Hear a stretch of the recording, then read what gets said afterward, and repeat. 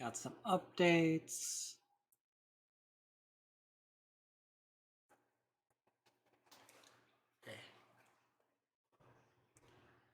I need to make a waterfall into my starting soon screen. So like, let's use this.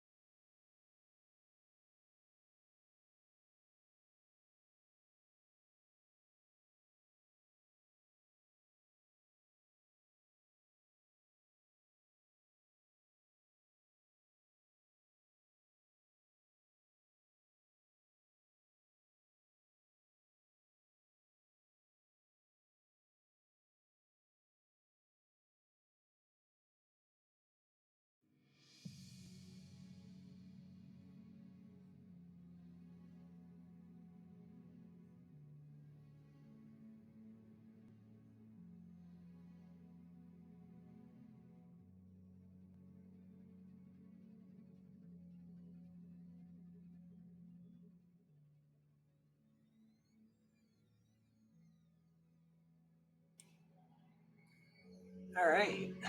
Been a minute since I played a game on this channel, but here we are. House in Fata Morgana. This is one of the more highly rated visual novels, and like I've heard nothing about it. So let's fucking go.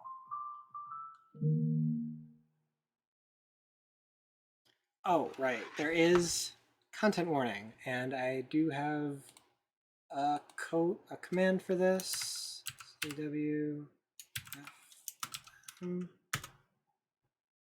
Yeah, okay. And I should probably put that in my title.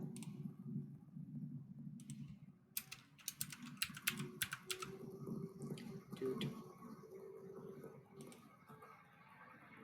Yeah, okay. So, there's a house that, like the world, fading into view after a dream.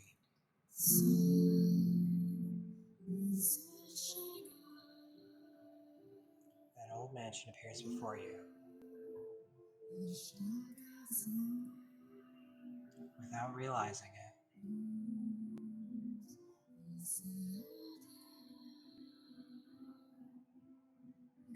You instinctively accept this the truth, the events unfolding before you. You uppercased. The house lives in perpetuity, an amalgam of a myriad of fates and generations. Good words. I love that. No one knows who first said that the mansion was cursed.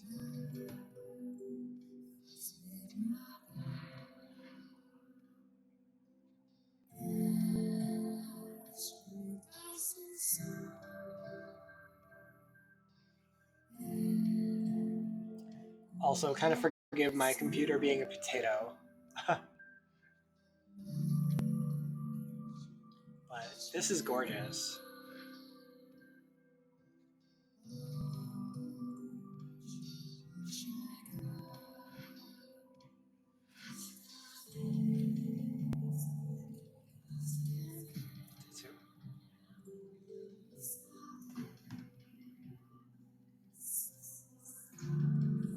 So apparently this is 3 games in one. It says this game, prequel, and then sequel. Dreams of the Revenants edition.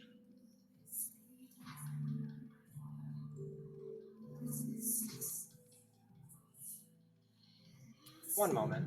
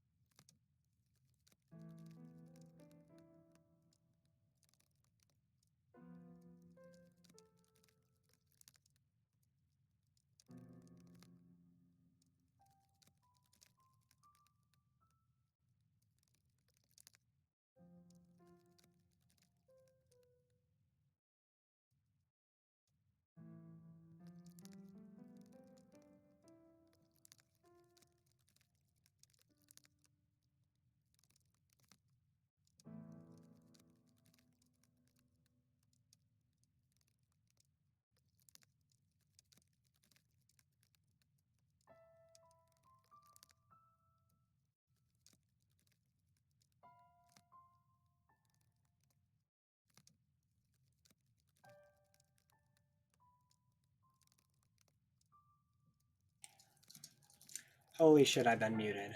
Sorry about that. uh, that sucks. Thank you, Twitch app, for telling me. You are the master of this house, though it would seem you have no memories of such. Quite the dilemma. If you know not who you are, then you are no different than a stranger to me now. Indeed, you have returned. But from where? That I cannot say. Then how about this? I am a servant of this mansion, and as such, I am familiar with the many incidents that have taken place here. I shall show you the history of this house, master. That will surely allow you to recall who you are. The freshly awakened gears in your head began to turn as you mulled over things. The maid called you the master of this house. This uppercase you and your are really bothering me, and I don't know why. But without a single mirror in the room, you had no way of seeing what you looked like. Unable to decide, you reflexively nodded. Let us be off then. And fear not. I merely entreat you not to let go of my hand. Should you hold it tightly, you need not worry about being washed away by the waves of history.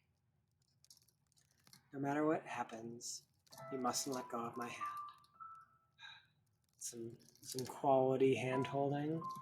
I'm down for this.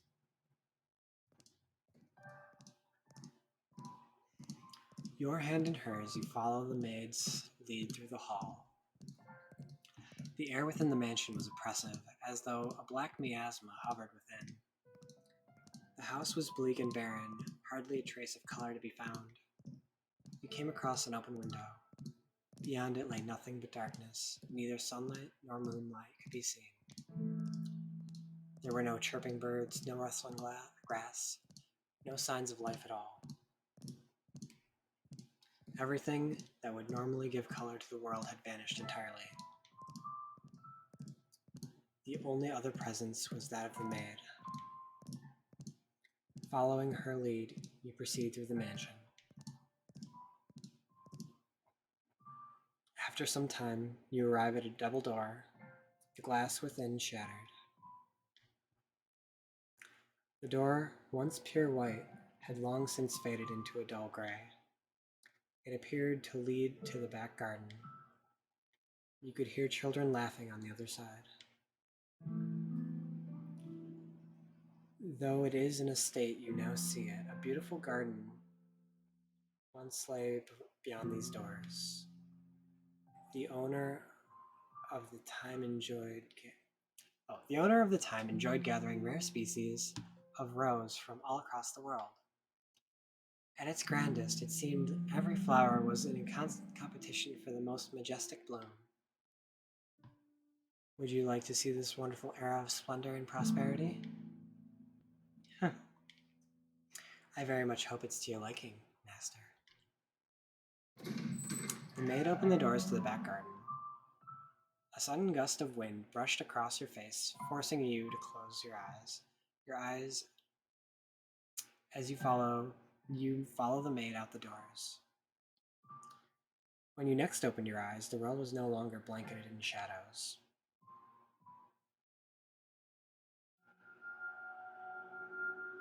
The first door. 1603.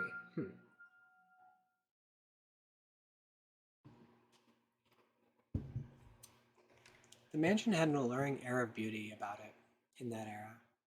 It was almost like something out of a fairy tale. This period of history could perhaps be described as a symphony of destruction as cumbersome principles of old came crashing down. Freed from the day-to-day oppression of these antiquated precepts, the people seemed to hark back to more poetic, expressive ways of old. They took these newly blossoming emotions in hand, and with them wrote literature, painted portraits, composed theater, and found love. Even the church, which had maintained authority throughout the Middle Ages, embraced the changing times, adopting culture's flowering sense of aesthetic. War would break out not 20 years from then, plucking the ripened era from the history. But that is of no concern to us now. At the time, it was still what people refer to as the Golden Age, a period of fervor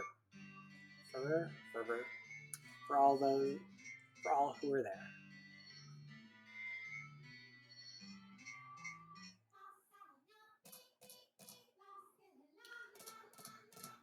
Now let us take a slight detour.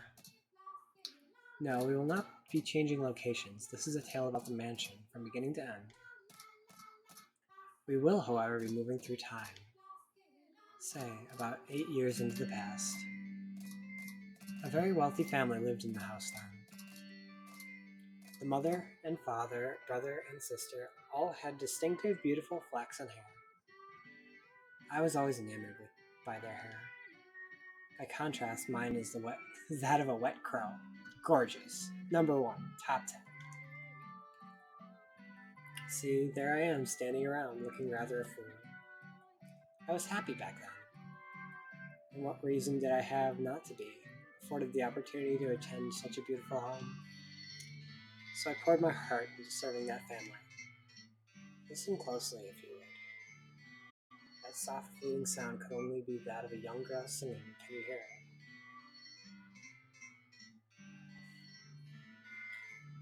This art is so fantastic. The girl you see cheerfully picking crimson roses and singing like a songbird was called Nellie. Though young, she sang with elegance. Nellie was deeply fond of this house's garden and would often spend her afternoons there.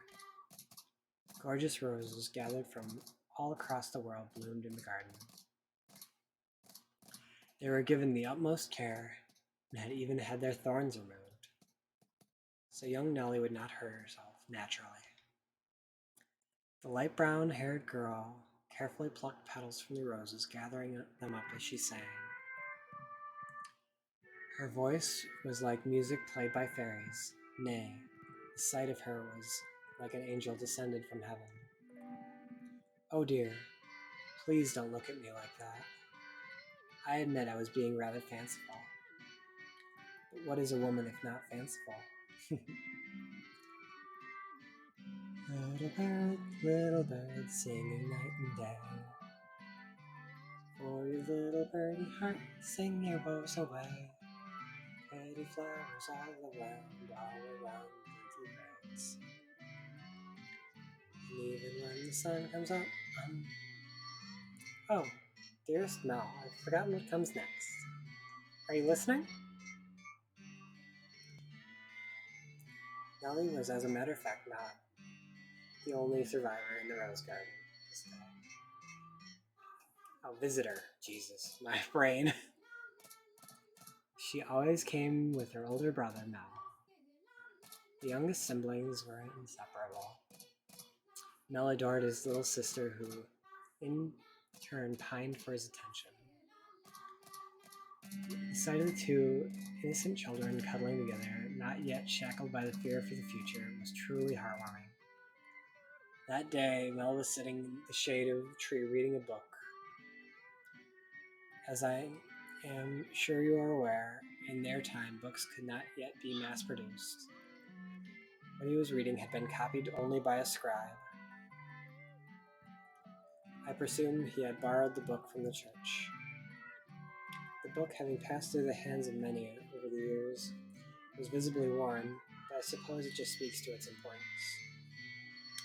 It was, in fact, a Latin grammar textbook he was reading.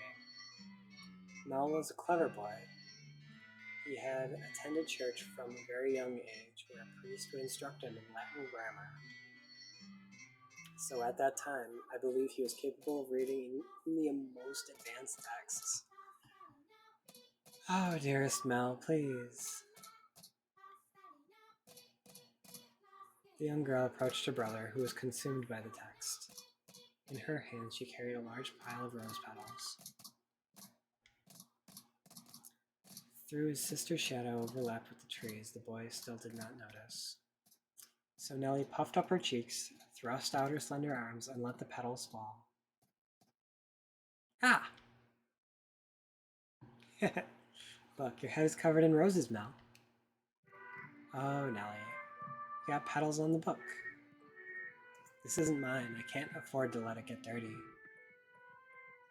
It's your fault, dearest Mel.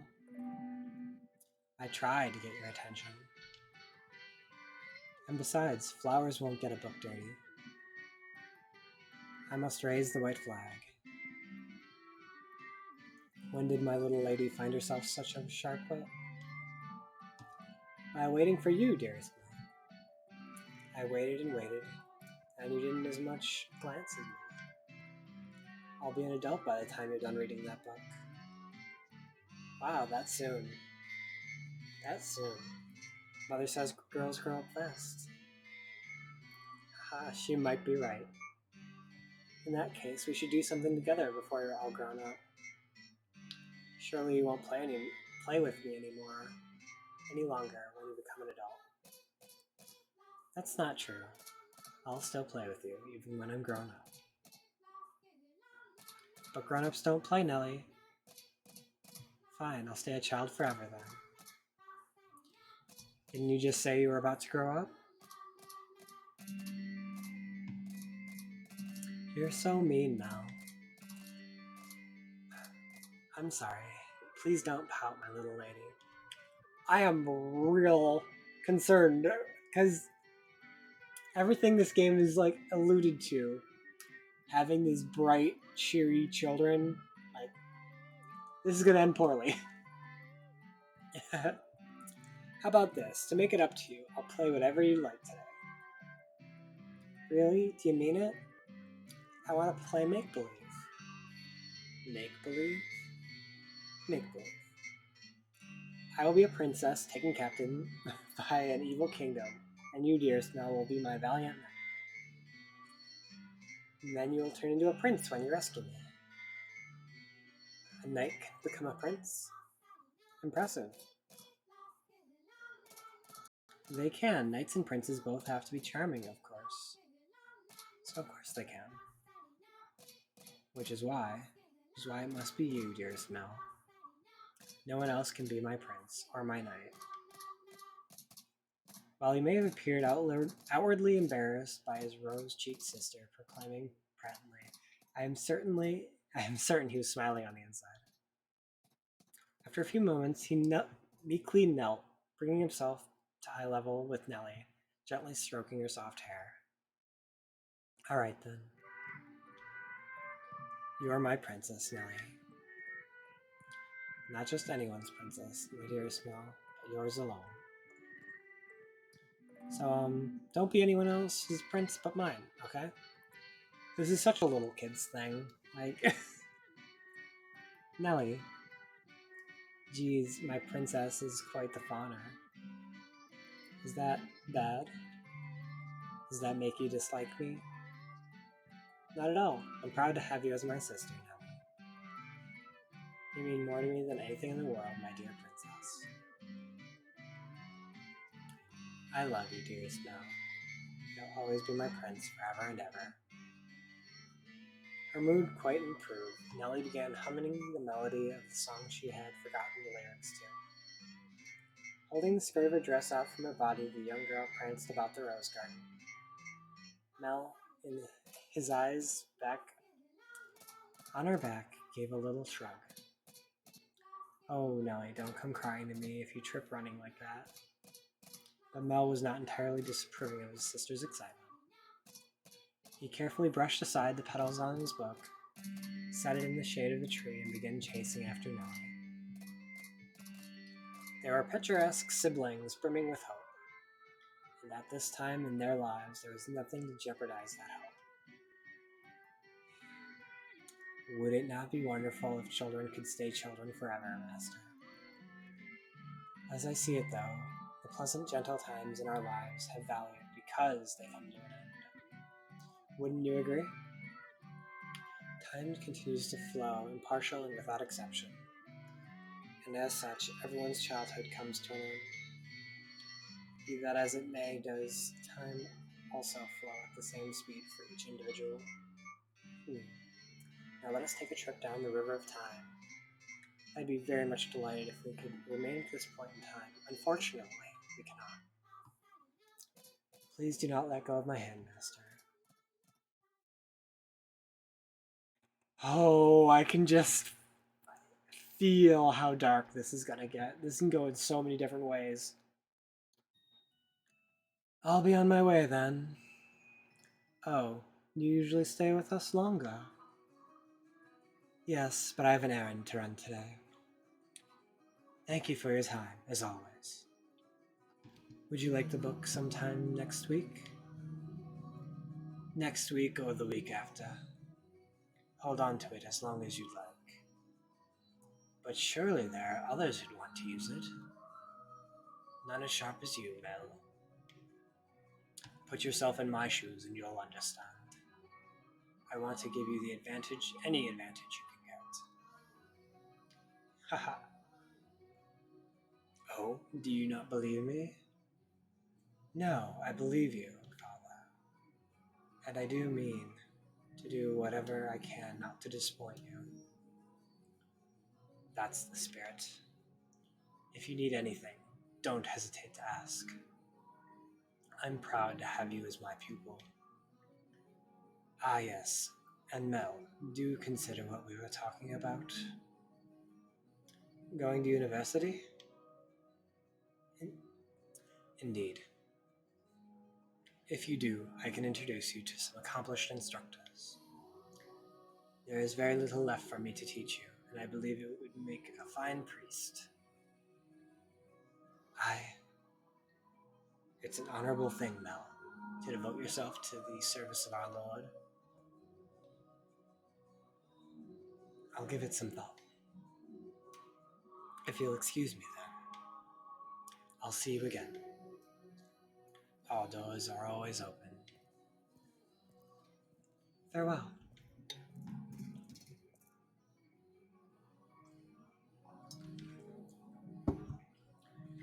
Whether it's in the service of God or the service of the church, it is an honorable profession. But theology. I wouldn't mind attending university, but I'm not sure. I'd kind of like to do something different, something more befitting of the times. As for what, though, I'm stumped. But I need to make up my mind soon. If I drag my feet for too long, even Father is liable to grow impatient. Mercy me. Young sire, blessed young sire, alms. Alms for the poor. Ah, this beggar. If I'm not mistaken, he's been outside the church since last week. Alms. The way he shakes his head. I can get a glimpse of his forehead under his hood. He's completely bald. Syphilis. Buy yourself some bread with this. Ah, thank you very much. May the Lord bless your soul. Thanks. The Lord. Oh no. Nellie's going to be cross if I don't hurry home. Curses, and it looks like it's going to rain. Master? Master! Oh, thank goodness. There appeared to have fern grass on your consciousness. I was afraid you had accidentally let go of my hand. Now, Master, this is the period of time I wish to truly show you. This boy reading in the rose garden is now a fine young man. Nonetheless, he still bore the same gentle eyes as before. He would come time to time to show the remnants of that young, innocent boy. He was, in his own mind, still making the transition into adulthood, I suspect. Mel frequently visited the church, on Sundays to participate in Mass, of course, but often just to be tutored by the priest. In addition, he attended a private school ran by the eminent Marquis. Though it was not a school where students had desks and sat in rows. They studied at the Marquis' estate. Secondary and higher education was not the same as it is today. and Mel was considering university. The priest wanted to recruit him into the church, but Mel was having difficulty deciding what he should do. That he had such a choice is envious, is it not?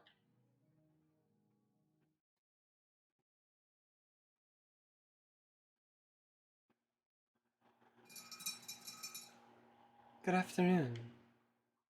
I'm here to pick up my order. Is it ready? Aye, ready, waiting, young Master Rhodes. Oh, don't call me young Master, please. Beg your pardon? Can't seem to get it out of my head, out of the past. Your order is right here, sir. Mel had stopped at the jewelry store in the center of town on his way back from the church. The building was both a workshop and a storefront, and the nobles of the area were deeply fond of the master's wares. He was so skilled that even the royal family commissioned work from him. As a matter of fact, the wooded sign out front was engraved with a replica of a piece of his jewelry, said to be on display in the palace. As artistry flourished in the Golden Age, the number of shops selling luxurious items such as jewelry rose in kind. However, the clientele of these shops comprised a small, very narrow range of people. May I have a look? Of course, of course. Good. It came out just as I hoped. Splendid work. Can I afford to disappoint a customer like yourself? An admirable work ethic. I'm sure she'll love it. Such a kind lad, young master. My boy back home could do well to learn a thing or two from you. Every man ought to show a woman some courting. Sure. Coming home to a cold fireplace is a sad thing indeed. Again, please don't call me young master. My apologies. I'll take this and be on my way then. Good day. If you find yourself in need of aught else, let me know. I can make any jewelry you ask for. Come to me and your sweetheart's day will be sure made. And I guarantee the two of you will have all sorts of fun when you give it to her. Please. I don't have a sweetheart. Huh. Well, that's a surprise. I'm sure many girls are vying for your hand too, young Master Rhodes. A fine family, good looks, charming. Your future's all but... I'll be on my way then. I'm in a bit of a hurry. Good day. Come by again anytime. Goodness. Maybe I'll say I want to study abroad or something. Patient as my father may be, that would certainly anger him. I can hear it now. You're wasting your God-given talents, boy. I could renounce my name and rank and go somewhere far away. That sounds kind of like the plan Nellie would come up with.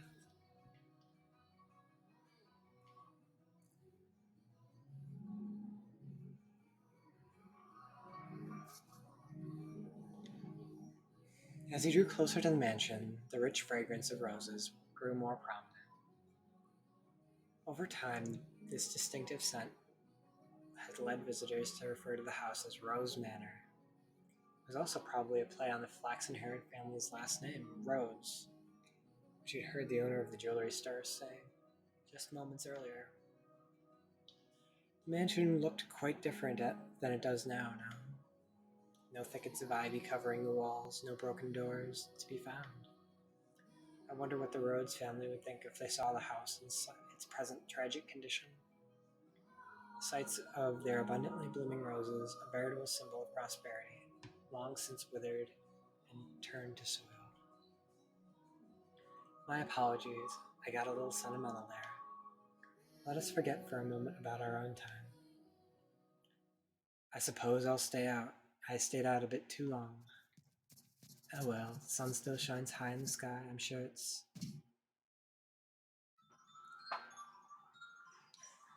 adorable. Dearest Mel, what took you so long? Wherever have you been? I've been waiting for ever. Nellie, you're not in the house? No, you were taking so long I decided to wait by the gate. But you didn't even notice me at all. Is that any way to treat a lady? All that studying's got your head stuck up in the clouds. No, it hasn't really. Also, you're heavy. Could you please get off my back? Heavy? I've been gradually reducing the amount of sweets I eat, and I love sweets. To maintain my figure for a new dress, and you call me heavy? I didn't catch that. Were you saying a tongue twister? You're such a dimwit, Mel. Jerk, blockhead, weakling, and obnoxious to boot. Whatever happened to the delightful little girl who was once my sister? She'd probably throw a fit if I said that out loud. Should you really be outside, Nellie? You are the star of today's event. It's fine.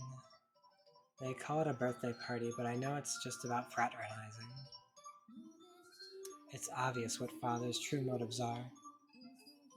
He'll be gathering a bunch of boys from good families to look for someone for me to marry me off to. I have no interest in that at all. Don't be like that, Nellie. We're all here for you.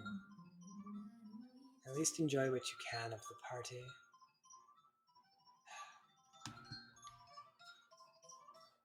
I guess. And besides, it's not completely terrible. Look at this, dearest Mo. What do you think? What do I think? About what? About what? The dress. The look. Mel. My new dress. It arrived. I'm wearing it. How could you not notice? I did notice it was something I hadn't seen before, but you have so many dresses now, so... But this dress, I had made just for today. Look at the colors, they're so pretty. It's the work of a renowned dyer. And this belt's just lovely. See how it comes together to form a beautiful butterfly? Ooh. I'm just absolutely in love with it. I think I'll be wearing this dress for a while to come. So tell me, what do you think? Does it look good on me? Yeah, it does. It's pretty. In some ways, I guess she's still a delightful little girl. Ah, dearest Mel, I love you.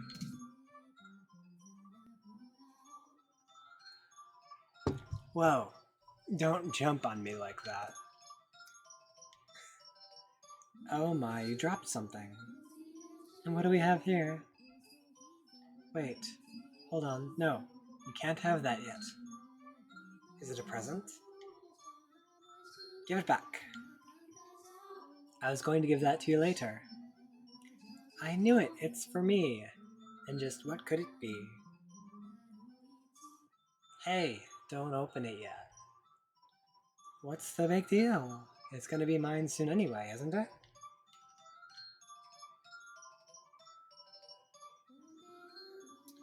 Oh, I love it. A rose necklace. And this design, it's from the jeweler who does the royal family. Oh, my dearest Mel.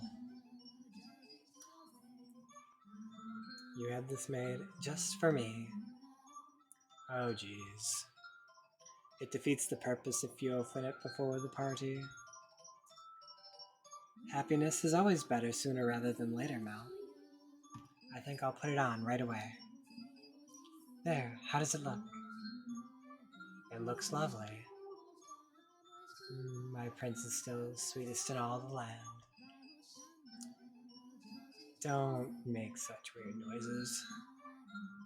Oh, but why not? A prince always knows exactly what his princess wants. And his princess wanted some rose jewelry to go with her new dress. Understand? Geez, I sure don't have it easy playing your prince, Nellie. Might be about time you found a new one. A prince is a prince because you can't just find one standing in the street corner. If you want to retire, dearest Mel, you're going to have to wait another 10 years. That's a long time. Or, if you find yourself a new princess. I'm not so. You're just about as romantic as a rock, dearest Mel. But worry not, your adorable sister will always be your princess. What more could you want? Are you really allowed to be the judge of that? I mean more to you than any other girl in the world, do I not? And that makes me your perfect princess.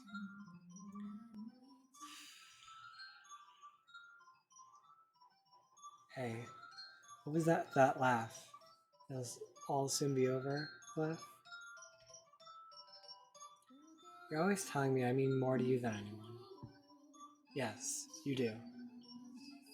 More than anyone in the world, my beloved baby sister. I'll take good care of the necklace. Thank you, my dearest Mel. Well, if you're happy with it, then so am I. You're very welcome. Now back to the house with you. Can't have a party without the guest of honor. Do you know if anyone else is here yet? Nope. I imagine they'll be here soon, though.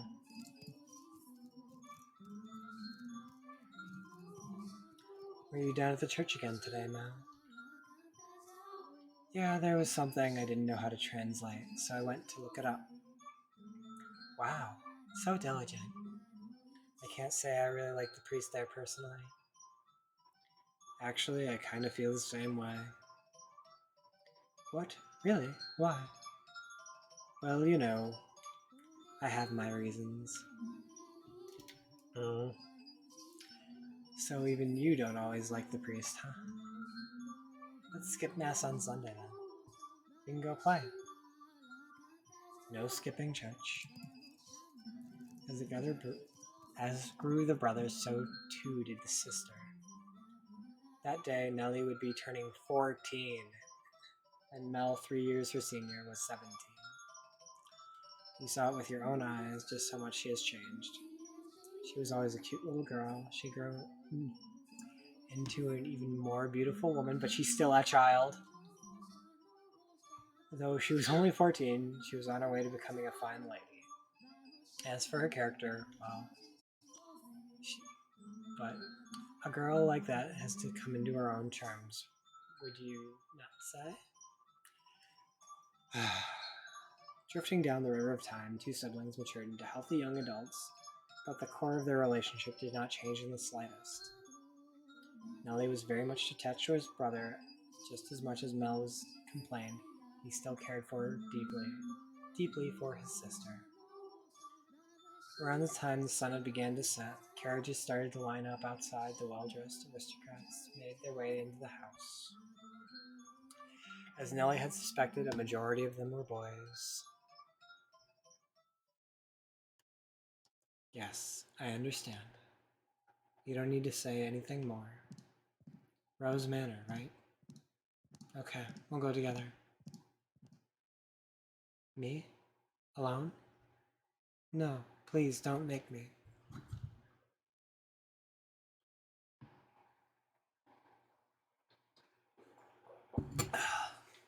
The inhabitants of Rose Manor are surely living contented lives, and I'm sure they don't remember a thing.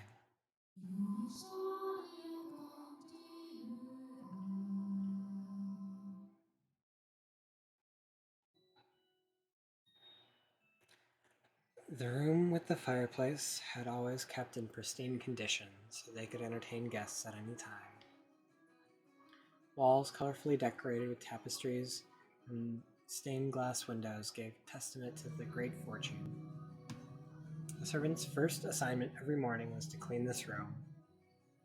Pitchers, silver plates, and silverware were polished to shine, so they could proudly be put to use at a moment's notice. And for events like the daughter's birthday, the room had served an even more important role. The tabletops were moved, so they had ordered new tabletops with designs made especially for the occasion.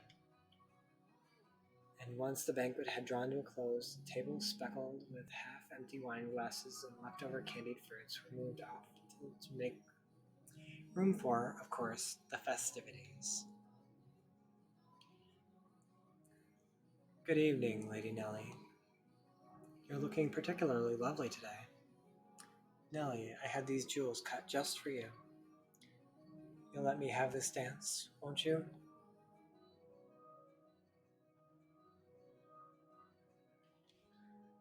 Ah. What's the matter, Nellie? You look exhausted. These are pretty good. Want one? I know you like sweets. They're apples candied with rock sugar, I think. You disappoint me, dearest, now.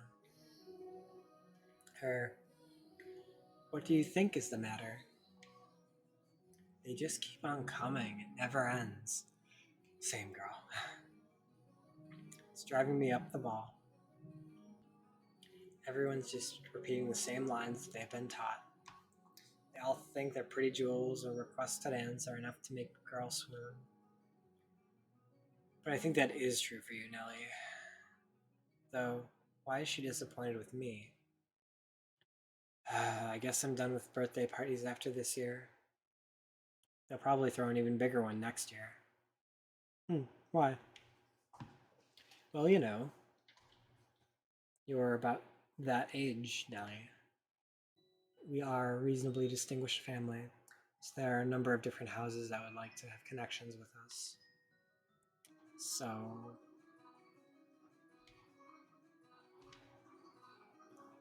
what you're saying is do it for the family? No, that's not. I won't date or marry anyone. I have no interest in being used as a pawn for interfamily politics. Good on you. Pawn? I wouldn't go that far. And I'm sure Father wants to let you choose yourself. Someone you actually love? Love? I never thought I would hear you talking about love, dearest Mel.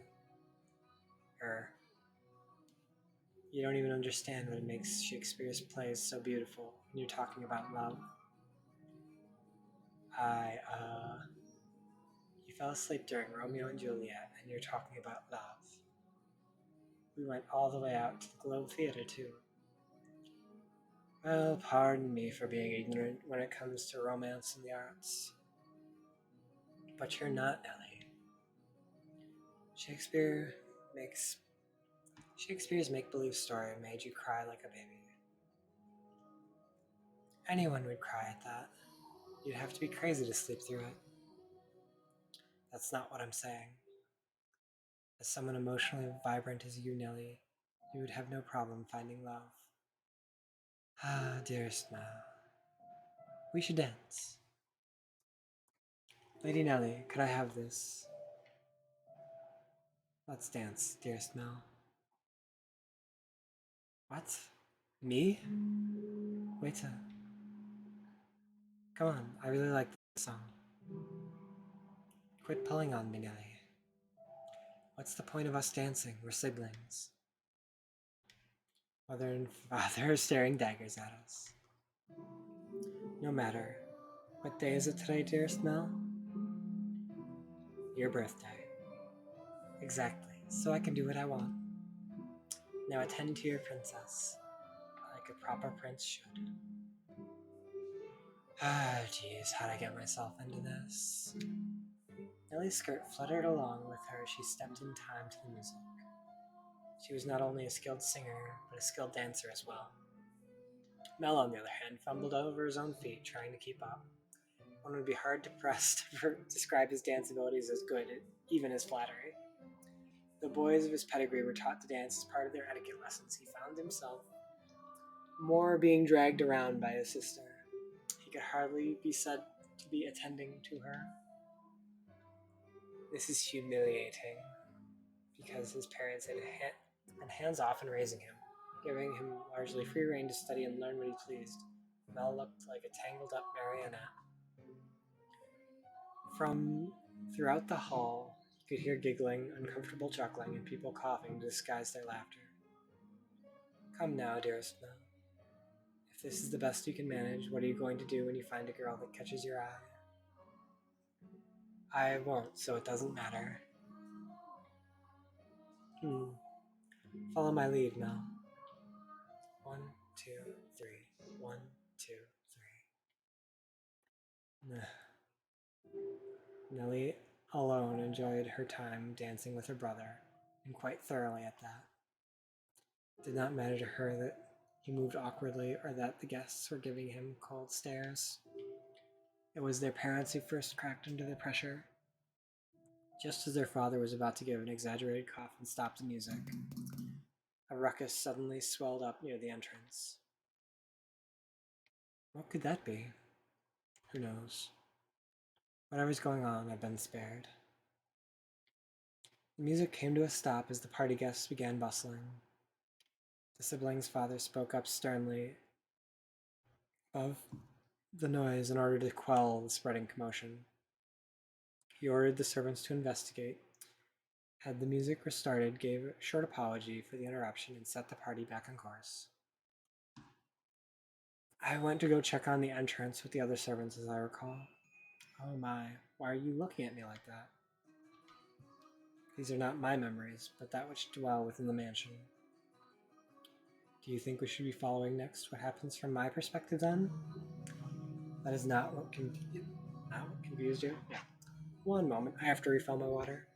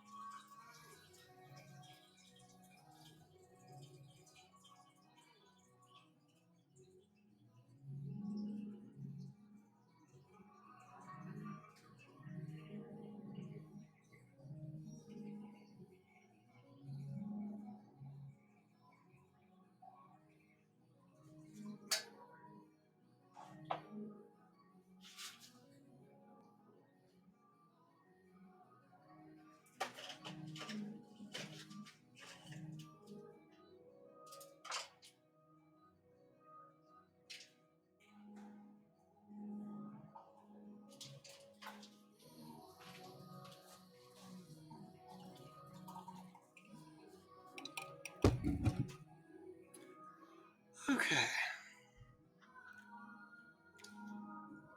Well, your question shall be answered in time. In time. Now let us return to our tale. Though the party had fallen still for a moment, their father's decisive actions restored the guests' festive moods in short order. So it was not by any means a commotion that caused the ball to conclude earlier than planned. Oh dear, I hear thunder. It was rather loud, too. Sounds like quite the storm brewing. They lived in a country where weather was nothing if not unpredictable. Rain was frequent occurrence there. Stretches of time with clear skies grew longer as summer approached, but the weather was still somewhat unstable at the cusp of the two seasons. They had strong wind that night as well, which turned the raindrops into little spears on the window. Were the party to continue on any longer, no one would be able to get home. Although the father was quite concerned that Nellie had not got on with any of the aristocrat boys, he decided to cut the festivities short.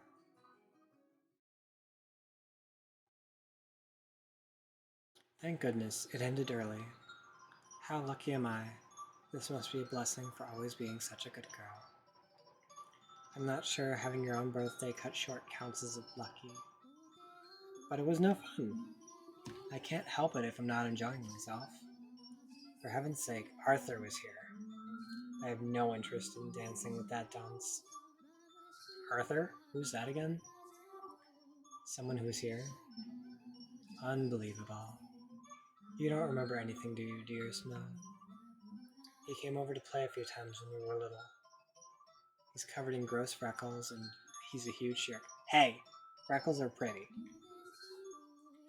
He said my hair looked like the color of fallen leaves. Fallen leaves. Just thinking about that ugly smirk has me fuming. Yet he acts like nothing happened. He even calls me Lady Nellie, for goodness sake. Are you listening, dear Snow? I'm listening. I wonder what the ruckus earlier was. You weren't listening, were you?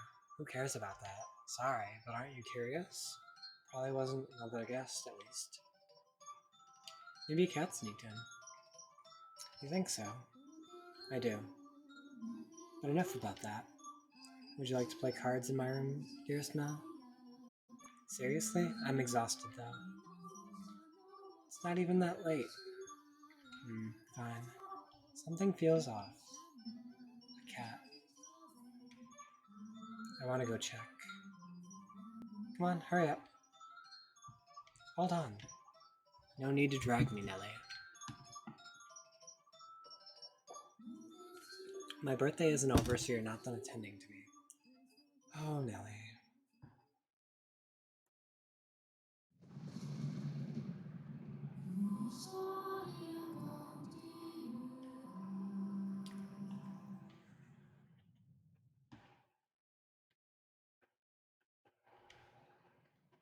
The rain just won't let up. I can't sleep. I wonder what the commotion earlier was about.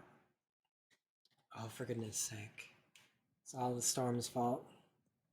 That's why I can't sleep. Just fretting over nothing. I'm sure Nellie was right. It was just a cat. Maybe a dog.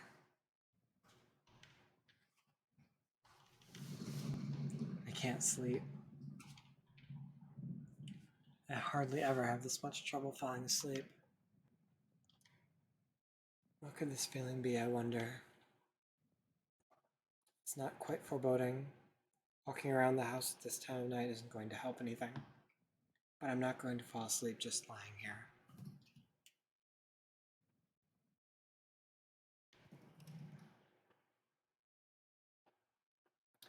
The only sounds that could be heard in the dark corridors were that of the sharp pitter-patter of the rain, his footsteps, and his breathing.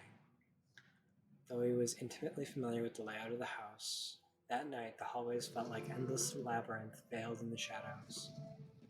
No moonlight shone through the windows, so he naturally found himself moving cautiously, despite being in his own residence. Keeping the palm of his hand pressed against the chilly wall, he put one foot in front of the other. But to where he was supposed to head? Mel, of course, had no way of answering that question himself. If he had anything, it was guidance from above, the path to his destination lit by the flashes of lightning. Or perhaps there was something else leading him along. Though he progressed with a fair bit of hesitation in his step, Mel was slowly but surely drawing nearer to one room in particular. He made his way through the seemingly endless halls, past the living room, its fireplace long since cooled. Another corridor, and stopped outside of Abigail's bedchamber.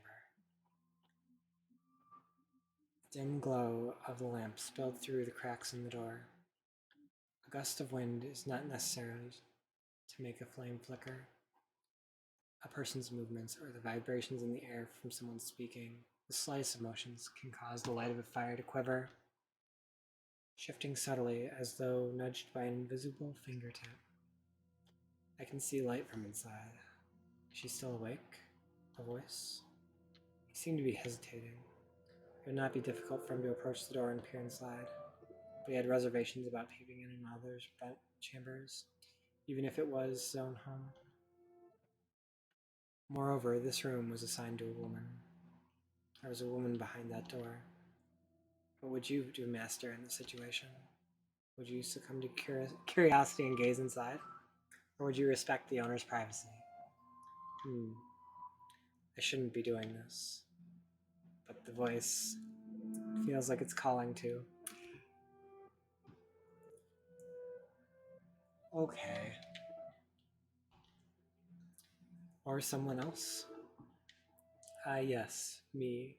Could sense someone watching me at that moment. He had succumbed to his curiosity. He stood on the other side of the door from me, his flaxen eyes open wide, trying to remain as invisible as possible. The wavering in his heart seemed to create faint ripples in the air, which I pretended not to notice. Yes, I knew he was there. I could sense his presence, his wavering emotions. However, I could not begin to speculate as to his true feelings or how great a surprise this was to him. I too am discovering new facets of this tale by viewing it through the eyes of the mansion. But it is not I who is of concern, Master. It is you. You and... I know I shouldn't be doing this. I should be ashamed of myself, but I can't look away. Who is that? Her skin, it's so pale I can practically see through it. Is it that white because she's out in the cold rain? Her hair is as white as snow. Her eyes, they're like, how do I describe it? My vocabulary truly lacks for situations like this. They look like blood? No, that's just disturbing. Then wine, perhaps? No, more translucent than that. Gemstones, then. Yes, gemstones. Her eyes are like rubies. Never seen anyone like her before. What could they be talking about? Mel's eyes were fixed on one particular woman. She had glass-like skin and eyes that glimmered like flickering candlelight, snow-white hair that flowed like luxurious silk. But her lips were bluish-purple, her soft, delicate skin sullied with grime, her twinkling eyes pointed down at the floor, and her hair a disheveled mess. She was, even at a glance, clearly not a lady of means. The tips of her fingers were cracked from the cold, her nails pale from malnutrition, and her garb little more than rags. However, true beauty is always visible, no matter what it may be hidden underneath. Even wrapped in a veil of... That's a word. Incelibity? Celebrity. Even if she thought to herself, hideous. I wonder what happened to her. Mel could no longer avert his gaze from the girl's visage. He had, for a time, being forgotten the shame he had felt for peeping. He strained his ears to hear the conversation taking place inside. A sickly voice arose from the white-haired girl's purple lips. So feeble was the sound of a gentle breeze blowing through the room, it could be carried away. I need to use the restroom, so please, everyone, take a moment.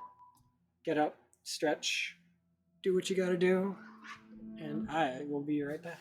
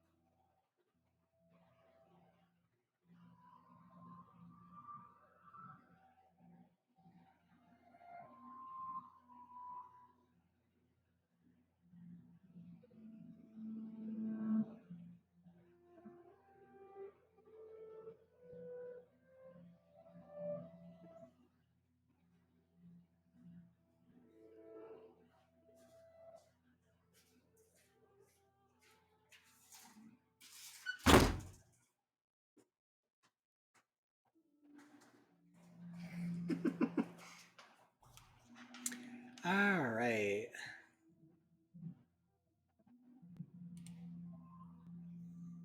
All right. Welcome back. Here we go. So feeble was the sound of a gentle breeze blowing through the room. So feeble was the sound. Oh, God. Her voice. Right. Got it. I apologize for the trouble. Think nothing of it. Give your apologies and thanks to the mistress. Understood. There is something strangely comforting about this house. Almost as if I've been here before. If my father were here, I'm sure he would be quite fond of it. I'm so sorry about your father. It's not... There's nothing you could have done, I imagine. When you came to our rescue, he was already... Rescue? Father? Was that, perchance, the commotion? He stared intently at the entrance, entranced by the scene unfolding beyond the door. A gaze can often signal one's presence to others more effectively than words. The white-haired girl could sense him there as well.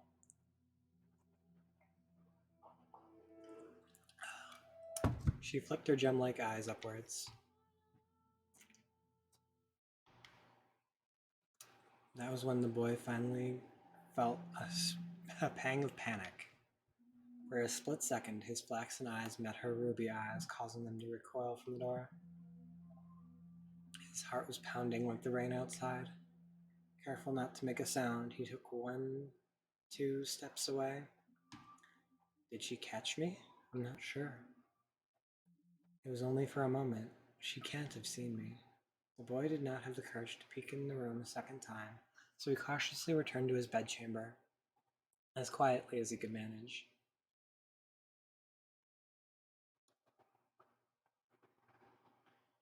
But even beneath his covers, he could not erase that girl's eyes from his memory. I just realized I should probably have that.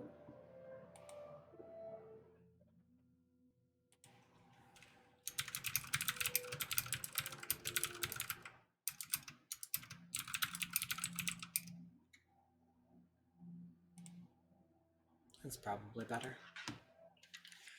Her melancholic red irises, her voice, as delicate as glass sculpture. Her pale, almost lifeless skin, her pure white hair. Every singular detail kept him from banishing her image from his mind. Nor could he restrain his heavily pounding heart. Who could she be?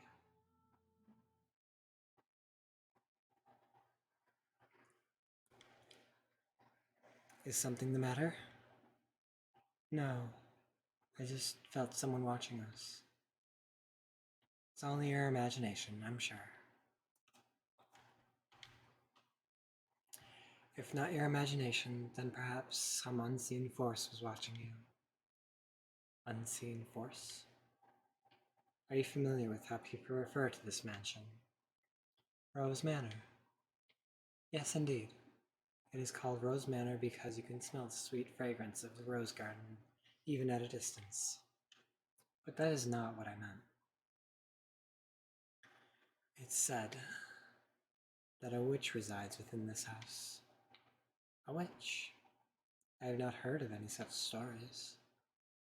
You probably wouldn't have. It was a very, very long time ago. Nothing you need to concern yourself with. You have a peculiar presence about you. Should I consider that a compliment? It's getting late. You should get some rest. The room has already been set aside for you. But first, may I ask you one thing? Yeah? I do not believe you've given me your name yet. My name. My name is... Oh.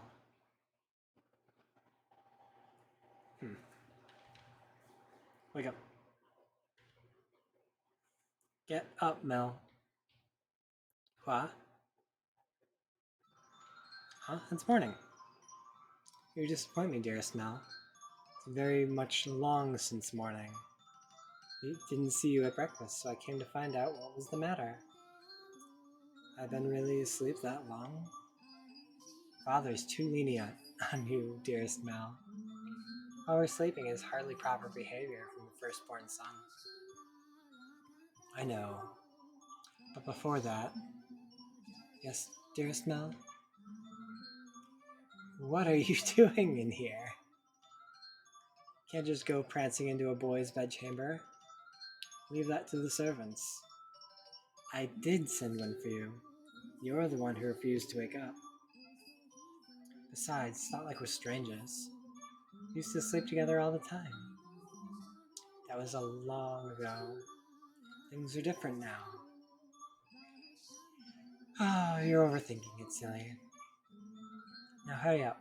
Out of bed, sleepyhead. Alright, I'm getting up. So you can see yourself out. Oh my, you look awful, dearest Mel. For someone who overslept, you look like you didn't get a wink last night. You think so?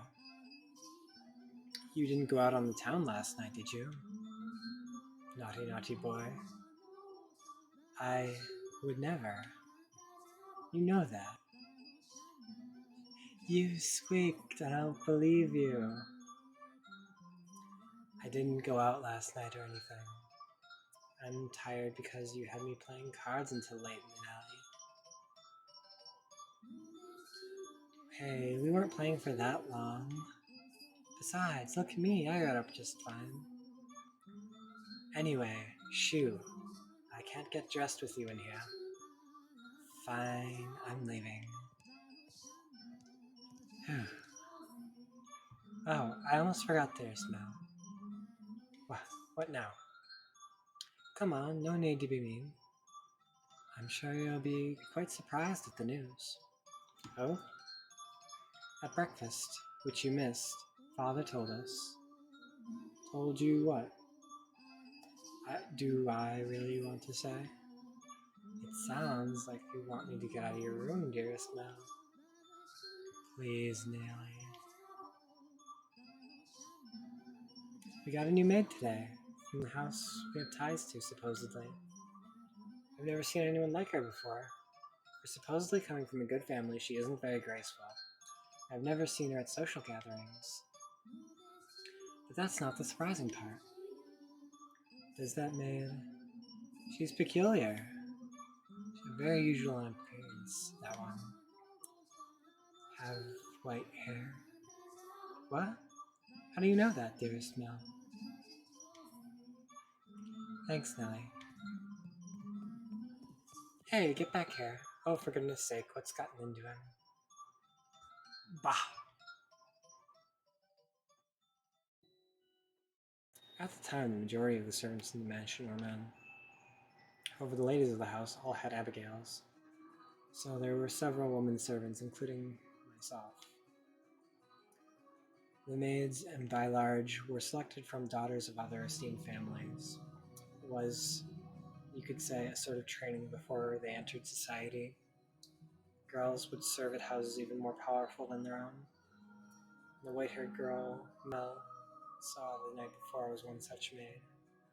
When he heard this, Mel could not sit in the stall any longer. Oh, I didn't really think this through, did I? I don't even know where she is. I'm guessing she's probably Mother's maid? White hair. Has to be the girl from last night. But deep down, he was having difficulty believing the young woman he had seen the previous night was truly here to be a servant. And can you blame him? When he saw her, she was an absolute mess, hardly what you envision from a girl of class. But he did not seek her to find out whether that was true. He merely wanted to see her once more and ascertain whether what he witnessed the previous night was real or his imagination. He wanted to have an actual conversation with her. I don't want to run into Mother. That would be awkward. He was heading towards his mother's bedchamber, but the closer he drew, the heavier each step grew. He rounded a corner, debating whether or not to head back, and stopped in his tracks. On occasion, wishes do come true. When Mel turned the corner, he saw her, the same girl, that same white hair. Ah! She appeared to be cleaning the hallway. She traced along the wooden carvings, lining the wall, making certain not to miss a speck of dust. The girl wore a pristine dress, the uniform of the mansion's Abigail's. There was no longer any filth to obscure her beauty. All that covered her pure white hair and glass-like skin was no longer. The one thing that had not changed was her listless ruby eyes. Pardon me. Hearing his footsteps, the young woman raised her head. She caught Mel's gaze and for a brief moment merely blinked at him in silence. Lord Mel, yes? Your father informed me of you. Did he? I guess I didn't need to introduce myself then. I believe she made an attempt to smile, though it was difficult to tell, and she quickly dropped her gaze back to the floor. Flax and Ruby met only for the briefest a moment. She seemed to be both at looking at both someone and no one at all. Everyone here truly has the most beautiful color of hair. Did you have business with the mistress, Lord Mel? I can let her know if you'd like. No, I was looking for you. For me? Mel felt as though all the blood in his body began to flow backwards. He could not efficiently describe the sensation in a word, but it resembled panic. On his way to find her, Mel had come up with a number of subjects he wanted to talk about, and generally had little trouble speaking with others. He had less experience interacting with women, that was true, but the time he had spent around Nellie had kept him from stumbling too much. Until this moment. Yes, for you. Why would you be looking for me, Lord Mel? I was wondering how you were doing. Pardon? I'm quite fine. Good, that's great to hear. You fool, Mel, what have you been saying? I have more important things to ask, like where she came from, or to tell her that she has pretty hair and eyes. But I don't want to trouble her too much. Lord Mel? Yes? Sorry, you just suddenly fell silent. Was I, in your way? In my way? No, not at all. What are you up to? I'm cleaning. Yeah, I didn't need to ask that. You're cleaning.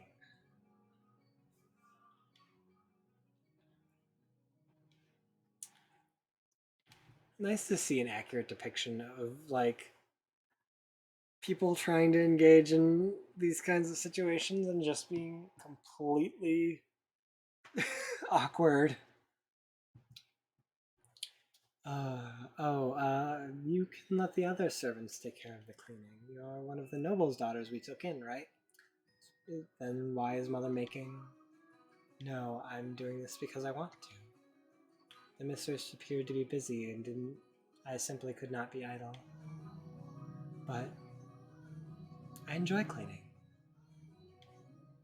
Well, if you say so. Say, yesterday. This mansion truly is a thing of beauty.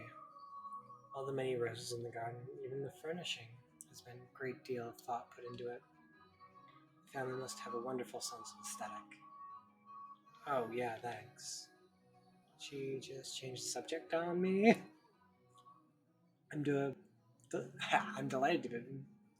Words. I am delighted to have been given the opportunity to serve at such a magnificent house.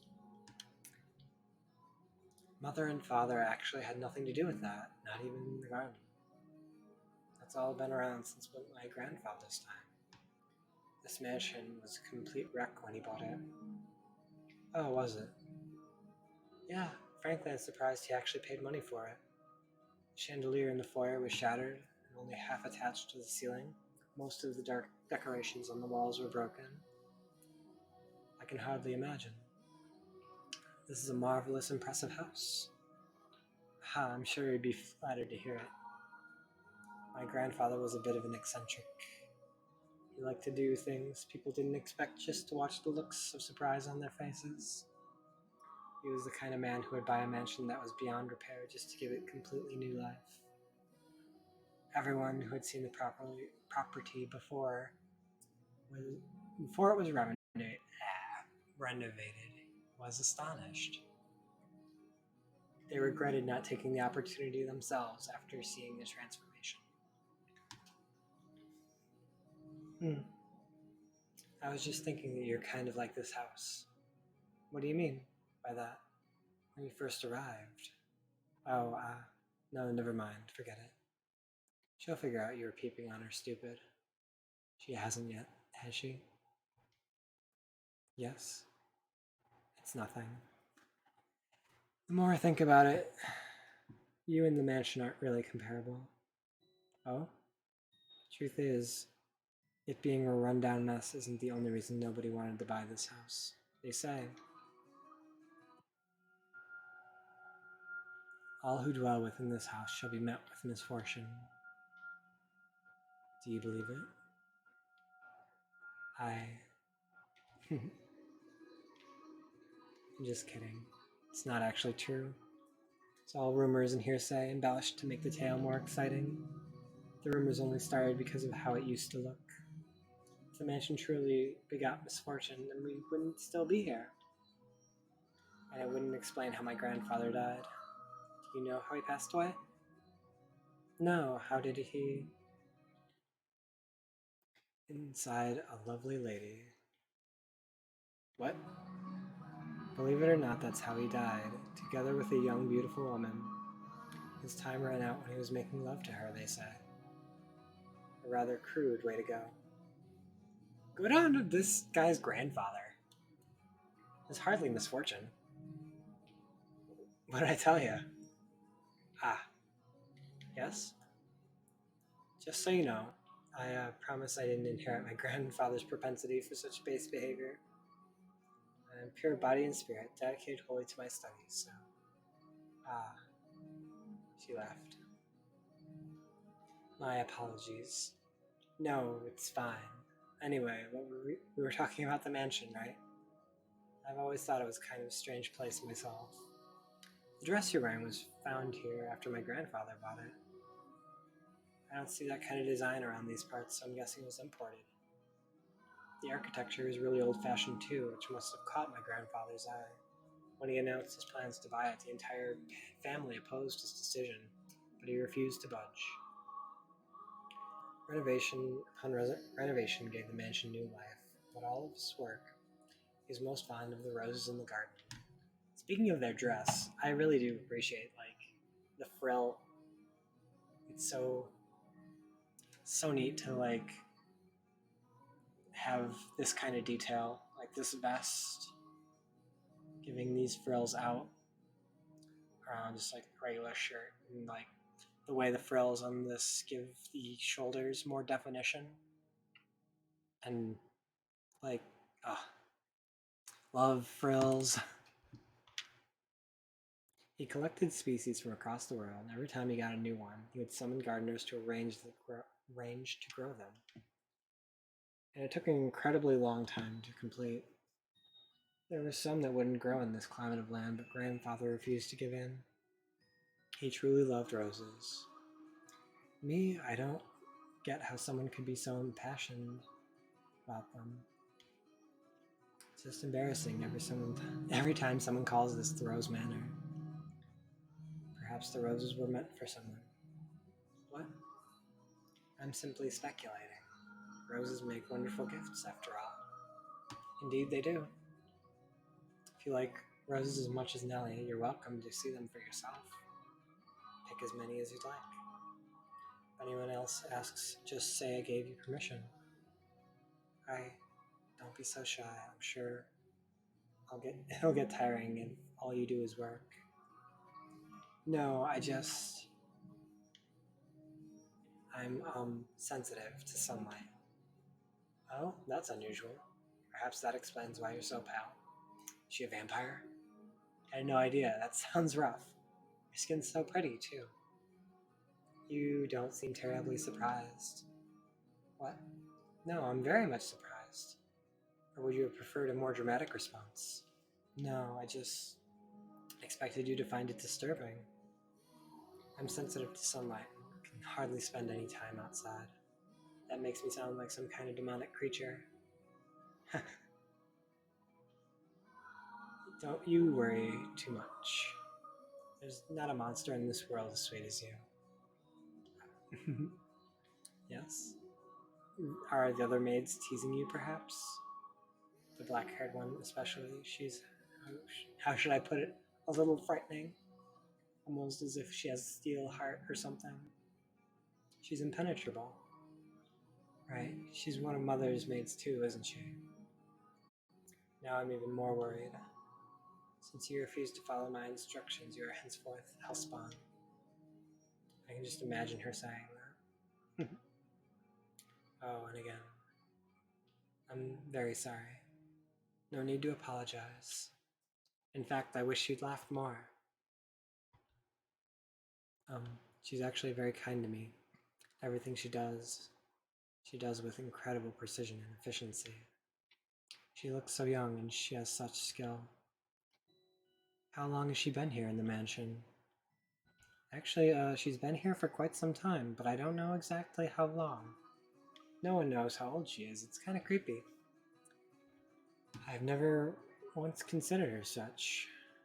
Sorry, you're right. It's bad manners to speak ill of others. Either way, she still scares me. It's like there's no light in her eyes.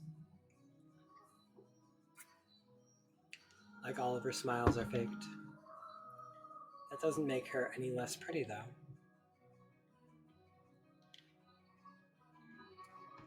And the conversation died. I have to think of something else to talk about. Um, oh yes, you can ask me anything. Does the master, your father, Lord Mel, often retire from the mansion? I've not seen him around. Oh yeah, father frequently returns home. This mansion is actually our secondary home.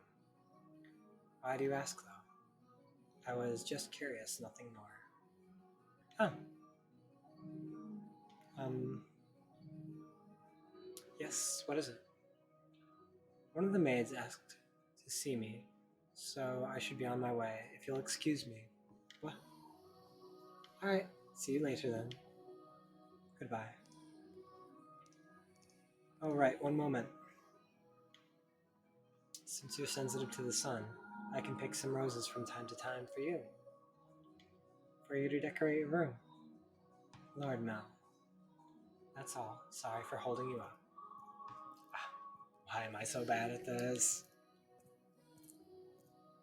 She definitely thinks I'm obnoxious. I just want to hide under a rock. I want to reserve time and try this over again. Reverse time. Roses are not becoming of me. He is too kind.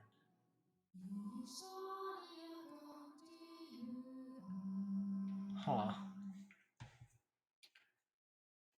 Huh. You have my thanks, Father. And I apologize for being late today. Now there's something unusual. You're not being punctual. Maybe next we'll go a whole month without rain. Do have mercy on next year's crops, Mel. You hyperbolize, Father. Hyperbolize and words. So did something nice happen? Huh? You look like you're in good spirits. Do I? No, nothing. Something did happen, didn't it? It's all over my face, isn't it? People prefer an open book to a face of stone. So it is. People may prefer it, but it's not a good trait to have for social engagements. What?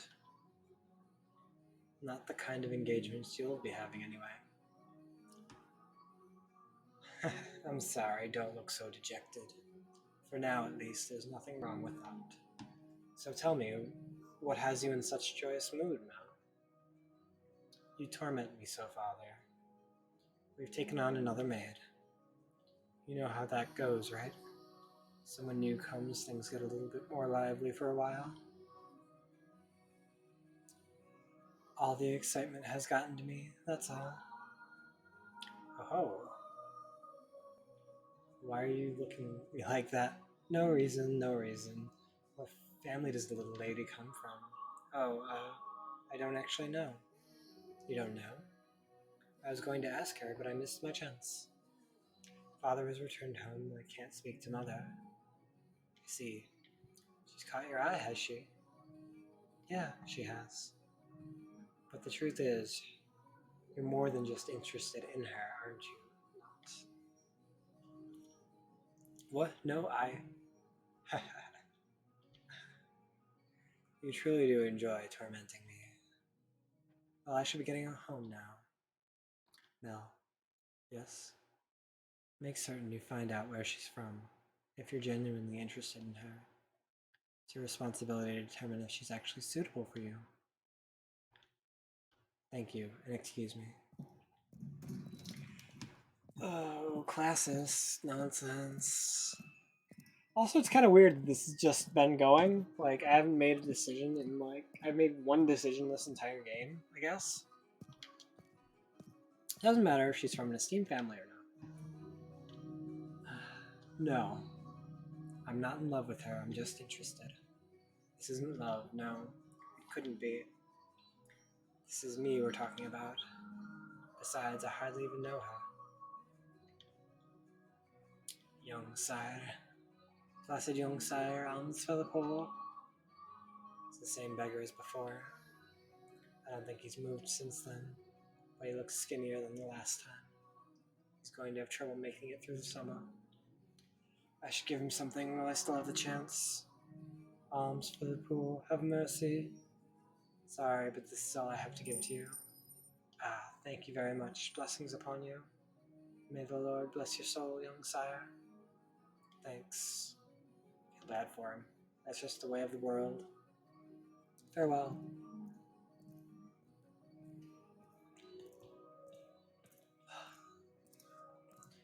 The skies are really clear. The sun shone fiercely down on town that day. As was characteristic of the area, cloudy days and rain were frequent during the season, but the sun almost always took the stage the day after a storm. The cathedral standing tall in the center of town, the stone-paved streets clacking with pleasant sounds of footsteps, people peering out from beneath the awnings to look up at the sky. In Mel's eyes, it was as if they were all blessed by divine light. However, not everyone living the same land was equally blessed.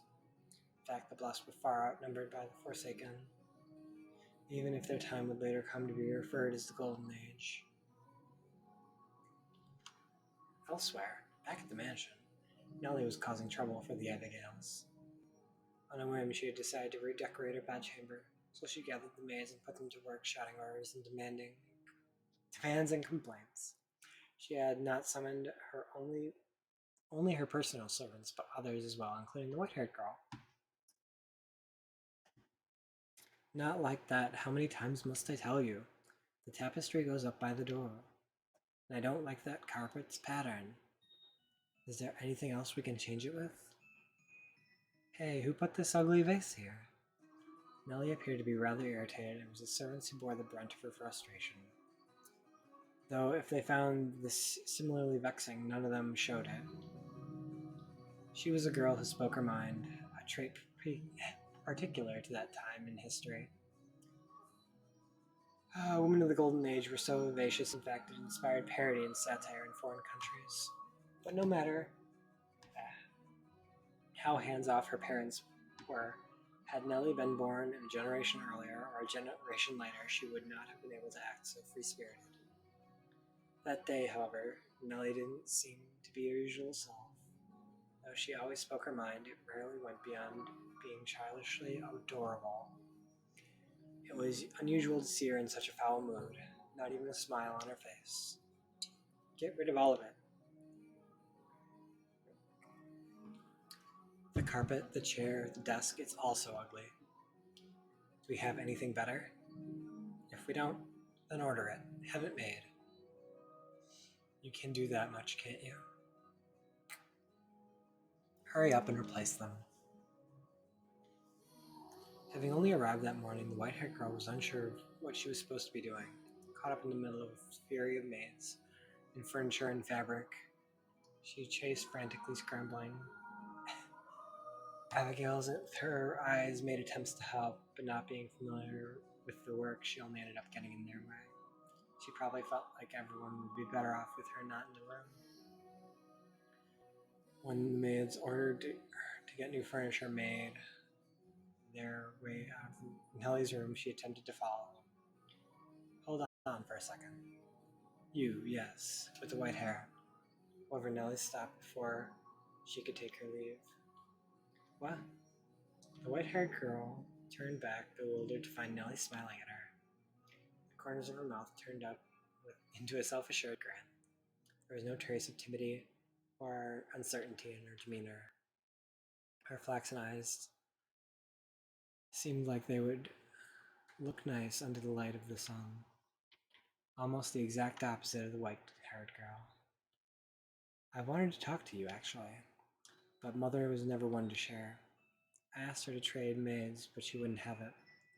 Trade? You mean for... Which is why I decided to completely redecorate my room, because then I'd need some extra hands. But why? Because Mother and Father refused to tell me anything. Why is that? Who are you exactly? Where'd you come from? Tell me, what house are you from? Why can't you tell me? If we took you in, you must be from a fairly decent house. As a member of the Rhodes family, I have the right to know. Do I not? You can't expect me to welcome a girl into my home who won't even tell me where she came from. I don't know anything about you. I haven't seen you at any parties. I came from another country. Another country? What country? Somewhere very, very far away. Oh, north of here? West, east, south? South? South of here. I crossed the sea to get here, which is why we've never met before. How far did you have to travel then? How many times did the sun rise? How many stormy nights did you face? Innumerable days and nights we sailed. We headed even further north. Huh. So tell me. Lady Nellie, that is a most wonderful painting. You just tried to brush me off. I won't let her get away with that easy. Painting. It's in my room, so of course it's wonderful. But that one especially so. You're both so adorable. You, Lady Nellie, and Lord Mel. How old were you when it was painted? Huh. That painting. Oh, goodness. Yes, you have a good eye for art. It is magnificent, isn't it? It was done when I was 4 and Mel was 7. You see how we're standing next to each other holding hands? I was too young to remember it very well, but Mel looks like he was really embarrassed. But standing there like statues for a boring painting. Mel explained brightly, having completely forgotten she was pressed up against the white-haired girl. She did a little twirl, stopping to face the portrait. Though many paintings lined the walls of her room, Nellie was most fond of that one, of her and her brother. 2 daring siblings standing side by side, older brother smiling kindly at the younger sister sweetly tilting her head, her cheeks the color of fresh-picked apples. It was the very embodiment of happiness.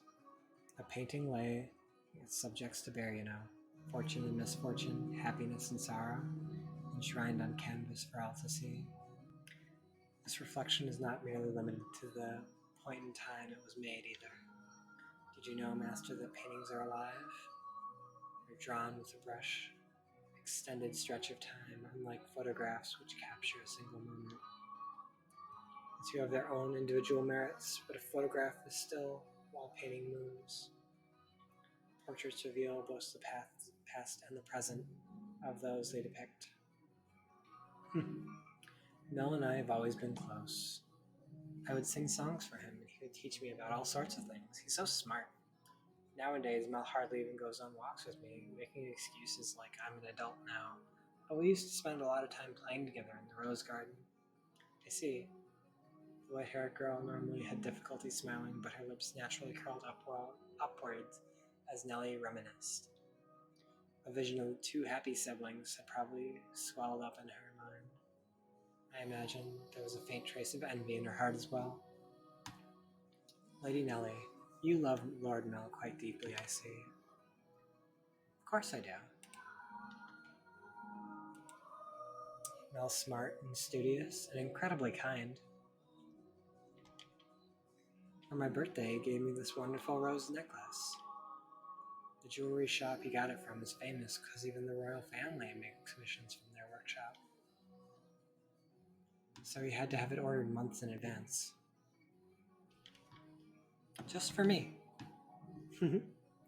He's a prince. Oh. He's pretty charming, wouldn't you say? That's why I call him my prince. But you know what? Mel's a terrible dancer. He still hasn't got his feet on the ground yet. He's so bad at interacting with girls. So there's no one else would say that about him. He's quite the gentleman. I assumed women would be drawn to him. Gentlemen? Have you met Mel already? This morning, briefly. That reminds me, Mel seemed to know about her too. What do you think about Mel? As I said, he's a gentleman. That's not what I mean. I don't think I'll let you get away with just putting funny ideas in his head. What? Mel is too trusting. He's pure of heart, so I won't stand for you trying to take advantage of him. I would never. So you say, but you actually want to get close to him. I wouldn't dream of it, Lady Nellie. He's a man far beyond my reach. You aren't planning on doing anything, are you? Not at all. And you don't have any romantic feelings for him, do you? This is a 14-year-old. This is a little, I don't know, I guess. Well, do you? I have no romantic feelings for him, Lady Nellie. And you won't develop any. That's not. And with that, Nellie gave a wide, satisfied grin. Even though one has no way of knowing how the other truly feels, how they might in the future. You wouldn't, would you? Now that I think about it, there are plenty of other boys. Getting together with Mel is downright absurd. Indeed. But anyway, back to what we were talking about earlier. Your family, I almost forgot. You hadn't told me exactly where you came from, or anything about your... Lady Nellie, we brought a new carpet. Just look at the embroidery. Work of a true artisan. I'm simply in love with it. Surely you'll find it to your liking as well. Wow, you're right. It's a Florentine stitch, isn't it?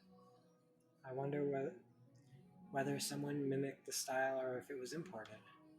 Either way, a great find. Let's hurry and get it laid out. We'll have to see about the colors and how they go with everything else. To finish redecorating quickly so I can show Mel. He'll be so surprised. What wonderful taste you have, Nellie. On the other Abigail's return, so did the bustle within Nellie's room. The white-haired girl watched. A faint smile crossed her lips.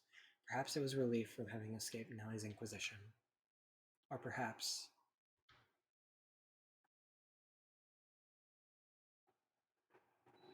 Ah, Nellie, I'm back. Did you eat something? You're not supposed to, dearest Mel.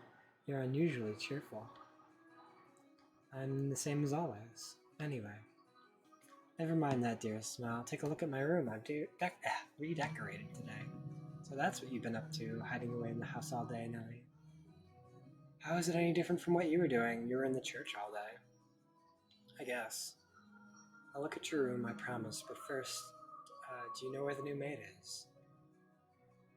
No, don't put any strange ideas.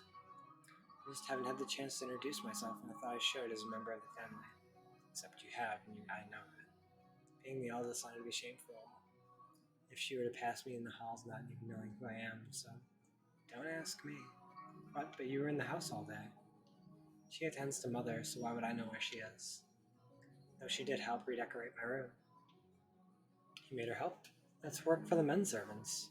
There were no reason to make the maids do it. Oh, so you're saying I should invite a bunch of men into my room? Go into your room all the time, Nellie. As you were in my bedchamber this morning. Only one man is allowed in my bedroom, dearest Mel, and that's you. So unless you become a servant, which I will not stand for, I will not ask any help of them for help. Oh, Nellie, you ought to be a little bit more... A little more what? If you're going to lecture me, I won't hear it. What am I going to do with you, my little lady? What? Why are you looking at me like that? We talked about you, dearest Mel. I'm not going to tell you what she said. About me? What did she say? Please, Nellie. She said she has no romantic interest in you. What? Why did that even come up? Because we're both girls. We talk about things boys we like and who's the most handsome. Why do you look so downtrodden, dearest Mel? You look like a sad little boy who can't get his crush to notice him. The face is unbecoming of a prince, Mel. Are you interested in her? That's strange, you haven't even met. I am not. It's just depressing to find out that someone you've never even met doesn't like you. That's all.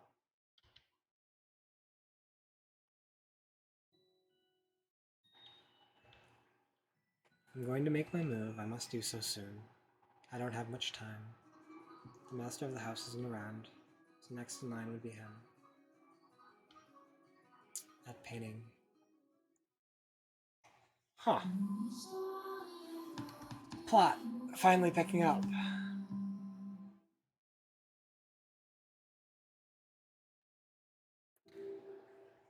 Despite his near devastation by Nellie's news, Mel's flaxen eyes continued to wander in hopes of catching sight of the girl. By now, it should be quite obvious to you what Mel was feeling, with the boy himself having difficulty comprehending things going through his heart. Emotionally, he was horribly unstable, like a ship without a sail. And still, every time he spotted the white-haired girl, his heart would leap, his whole body would jitter with anxiety and excitement. He had never felt anything like this before, and as such, he struggled to keep those strange emotions in check. Whenever he saw an opportunity, Mel would speak to the white-haired girl. And days he was unable to, he either spent secluded in silence or in distracted gaze. Love is a curious thing. It has the power to change those who experience it. When he did manage to approach her, he tripped over his tongue. Again and again he talked to her, and again he stumbled. I imagine if you were to take him to see a romance in the theaters in his present state, he would just cry. As much as little Nellie. We cry at tragedies because we draw parallels with our own lives. At least that's what I think. Great tales of romance attain true gravity when the audience, only when they have personal familiarity with love. In any event, the white-haired girl was a result of this, visibly perturbed. She was delighted that he was being so kind to her, but confusion overpowered by every other emotion. She appeared to be at a loss for what to do when he clumsily catapulted words and stares at her. But Mel did not back down, though he probably knew not what caused such a fiery emotion to erupt from his breast. One's first love, in particular, tends to burn like a wildfire. Are you familiar with the sensation, Master? Oh.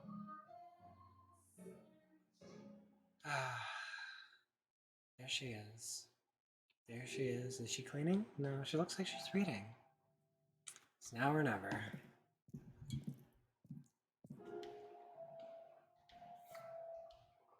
Boo. Ah. Sorry, I didn't mean to scare you. Lord Mel, you're very clearly meant to scare me. Because you wouldn't notice me. What are you reading? You look pretty engrossed. Oh, I'm so sorry. I should have asked for permission. It's fine. No need to apologize. Feel free to read whatever you want. You're welcome to bring books back to your room if you'd like to spend more time with them. But I was just amazed that the mansion had a library. Must have been a lot of work to collect all these books. There's some pretty old books in here too. Your grandfather's. Some that he collected. Some even older than that. Take a look at this. I think it's a diary, but not from this country. Or this century, for that matter. Maybe a feudal lord. He's complaining about the quality of the harvest. Can this forsaken land only produce over sour grapes? I love me an over sour grape. If only the largest of the Barnier, one of the largest of the Barnier estates were mine instead. The land is much more suitable to cultivation. There you have it. You can read this, Lord Mel? More or less. I looked over several times already. It wasn't too difficult. Why would such an old book be here? I'm not so sure. It and all of this was already here when we moved into the mansion. Have you not lived here your whole life? I was born at our estate, but to me and Nellie, this is more like our home. We moved in when I was still young, and we lived here ever since. Nellie and Mother have grown quite fond of it. Father, though, often goes back to the house because he doesn't like all the roses by himself. Yeah, well, sometimes Mother goes with him. For the most part, he goes alone. Don't get me wrong, it's not because they don't get along. In fact, they're more like teenagers in love than grown adults. It almost makes me sick having to watch it. It's a wonderful thing to be so close, no matter how old they may be. I agree. Solid. True, but still. There are those in the world who cannot be with the ones they care for as much as they wish they may.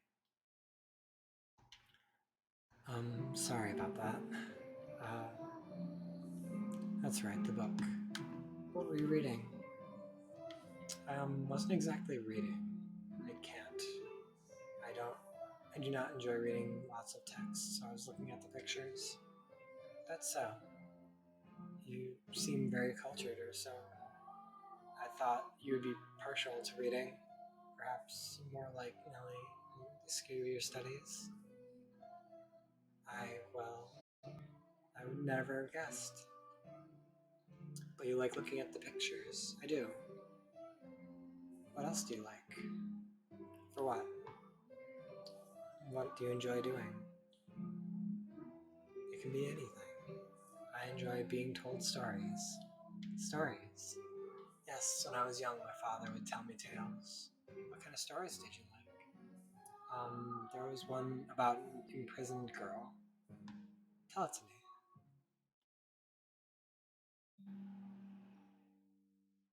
Once there was a girl, and she was locked away in a mansion deep in the forest. A mansion with only one window. But the window sat high upon the wall, far beyond her reach. So it was always very dark inside, unlike this mansion. However, the girl did not like the outside world. There were lots of scary things out there, after all. Though she may have been alone in the mansion, she grew comfortable with the darkness in time, so she had nothing to be afraid of. And then, am I doing a good job? You're doing fine. Keep going. What happens next? Okay. And then the girl grew up.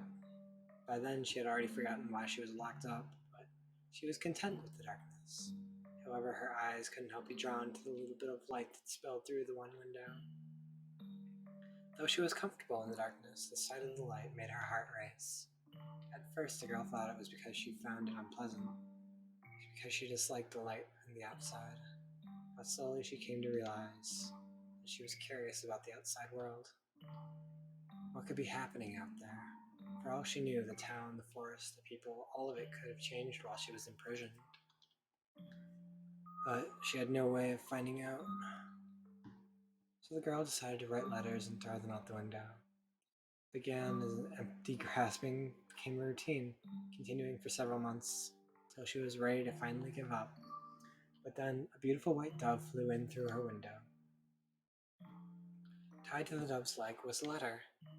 Her heart racing, she read the words contained within. It seemed to have been written by a man. The letter contained numerous questions for the girl. It also said, if she attached a reply to the dove, it would bring the letter back to him. She was astonished, but she wrote it to him anyway. taking care not to mention where she was. After having exchanged letters a number of times, the two felt very close to one another, as though they had known each other for many years despite having never met. And eventually, the man said he wanted to meet her. Indeed. The girl was unsure what to do. Should she tell him how she lived? Should she reveal where she spent all of her days? She was afraid if she did, he would send letters to her. She was sure he believed her to be a young lady of a noble blood, not a girl locked away in a house deep in a forest. The girl could not bring herself to write her response. She released the dove through the window with nothing attached to its leg, and yet it returned with another letter written in the man's familiar hand. You must surely have a grave reason to your silence. It said, I would like to know what the reason is. I'd like to help you, no matter what it may be. You have my word. She deliberated. Though his letters were kind, she did not know this man. He was from the outside. Would he still treat her the same way when he met her? And did she even want to step out into the world beyond? What do you think she did? She wrote a letter and agreed to meet him, right? Yeah, she did. The girl made up her mind she would write a letter. As always, when she tied it to the dove's leg, it flew out the window. And for some time after that, she received no response to the man. This saddened her, but she thought it for the best. She belonged in her own confined world of darkness. But then one day, light shone into the mansion. The sealed door had been opened. In the doorway stood a handsome young man. I have come for you, he said. The man was a prince from a neighboring kingdom. When the girl stepped outside, before her sat a magnificent carriage, the likes of which she had never seen before, accompanied by many servants. A prince, kind as in the letters, swore his love to her. And the two lived happily ever after. The end.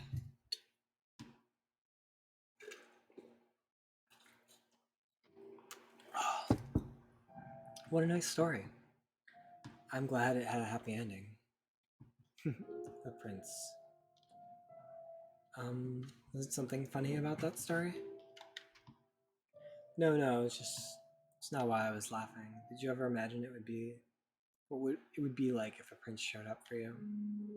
Huh. Doesn't have to be a real prince, even just someone like one. Is it something you dream about?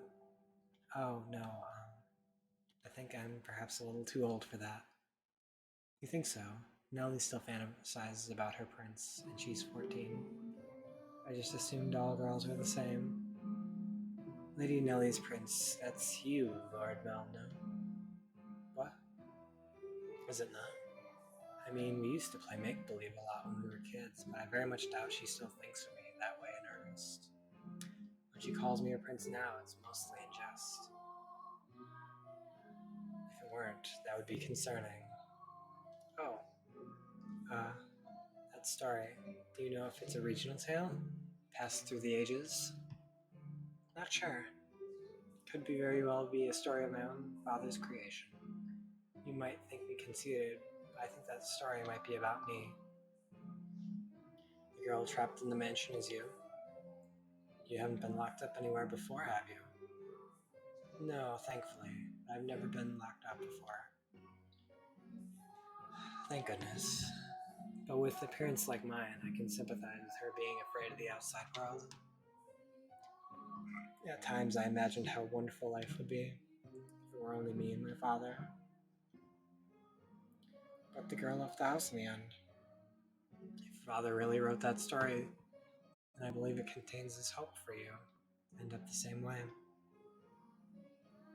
Oh, I don't have what it takes to be a real prince and whisk you away, but I can at least pretend. So if it was your father's wish to see the outside world, then surely there's nothing wrong with you getting out and experiencing all the scenery that the world has to offer. I want to see the outside too, or to be more specific, other countries. So, if you'd like, we could maybe see distant lands together. Ah, dearest Mel, I've been looking all over for you. Nellie, look at this, dearest Mel. Mother brought me these wonderful gloves to wear on our walks.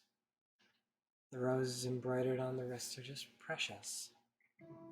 Oh my, you're right, they are beautiful. You appear to be dizzy, Lord Mel. Are you feeling unwell? No, I'm fine.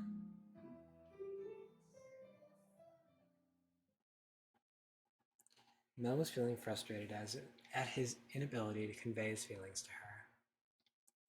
And as his frustration built up over time, he developed, I suppose you could call it, a severe case of love sickness. For several consecutive nights, he had been afflicted with a peculiar sensation, a presence in his bedchamber.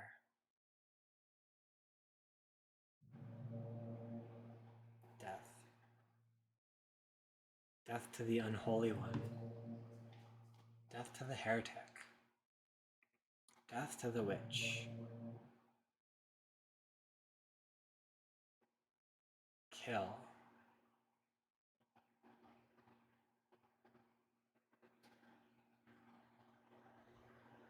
She's why I never wanted her to die.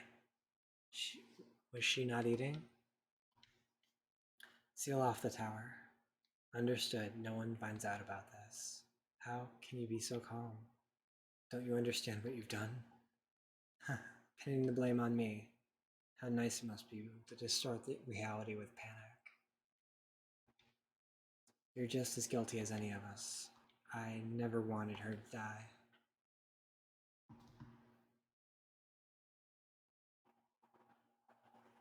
The witch killed her. The blood of the witch killed my...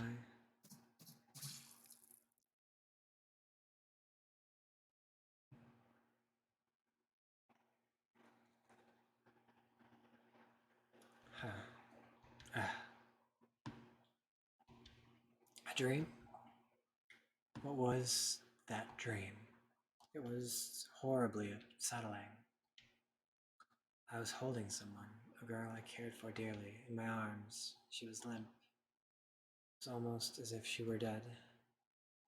I've been having a lot of really unpleasant dreams lately. I can't stop shaking. Why would I have such a dream? I feel sick. Back to sleep. But I wonder, who was that girl? I can sense someone standing beyond my door. Is someone there? It's likely they're watching me. It's just my imagination. I can't move. What do you want? Go away. The sound is growing fainter. That's your sleep paralysis demon. Is it truly what your story meant, Father? But such a magnificent garden. Something we could never have. Were my intentions misguided? What a beautiful white rose.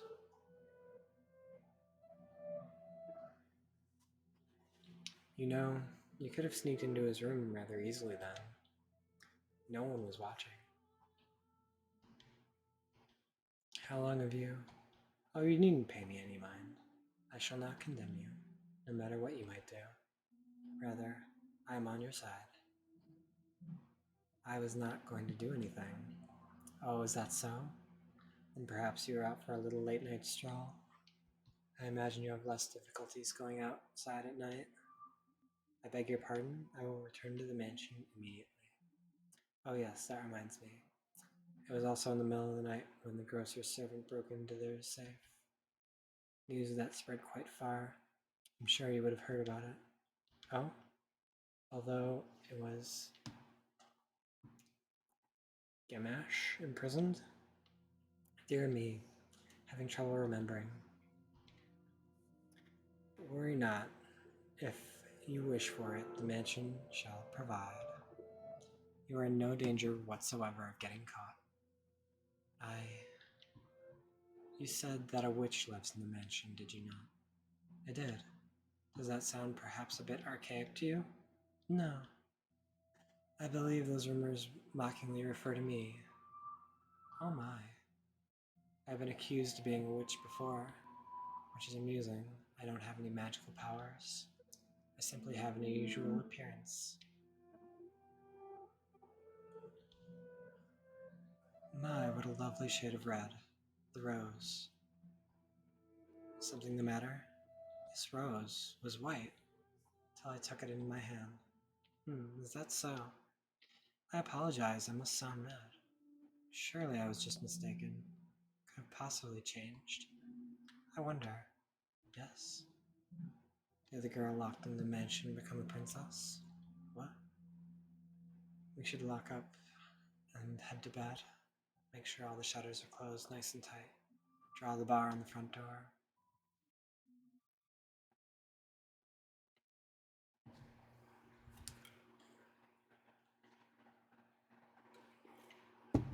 Oh, it's been 2 hours. I feel like I'm looking for a place to stop.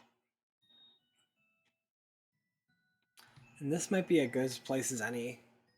So thank you all for watching. I'm going to pick this up a little later. I just need a bit of a break. So let's save. Okay. All right. So thank you for watching. Thank you for hanging out. Like I said, I'll be back a bit later. Yeah, let's throw a raid over to CPC Gamer.